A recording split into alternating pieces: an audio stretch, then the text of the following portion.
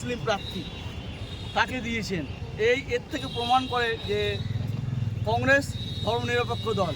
যারা পিছিয়ে পড়া বর্গ তাদেরকে সামনে আনার জন্য তিনি যে প্রয়াস করেছেন আমাকে প্রার্থী করে, আমি ওনার সম্মানটা রাখবো এবং আগামী দিনে জিতে পশ্চিমবাংলা যে দুর্নীতিগ্রস্ত বিজেপি টিএমসি সরকার তার এবং বিজেপি সম্প্রদায়ের শক্তি যেগুলো আছে তার বিরুদ্ধে মোকাবেলা। বামেদের সঙ্গে তো এবার জোট হলো না, তো আপনার কি মনে হয় যে বামেদের নীতি এবং কংগ্রেসের নীতি অনেক তফাৎ আছে? ওরাও ধর্মনিরপেক্ষ, কিন্তু ওদের যে কতগুলো নর্মস এবং রুলস রেগুলেশন ওগুলো বাংলার মানুষ পছন্দ করছে না, এবং বিশেষ করে রায়হাটের মানুষ পছন্দ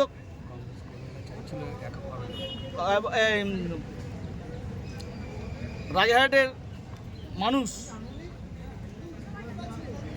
যে জমিগুলো কেড়ে নিয়েছে লেফট ফ্রন্ট গভর্নমেন্ট, তো তাদের সাথে যাওয়াটা আমার কাছে ঠিক মনে হয়নি।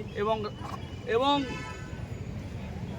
বাংলার কংগ্রেস তারা চাইছিল যে কংগ্রেস একা লড়ুক এবং আমাদের এই কর্মীদের সম্মান রক্ষা করেছেন আমাদের শ্রদ্ধেয় নেতা রাহুলজি এবং শুভঙ্কর সরকার, এবং আমরা এককভাবে লড়ে আমাদের শক্তিকে প্রতিষ্ঠিত করব।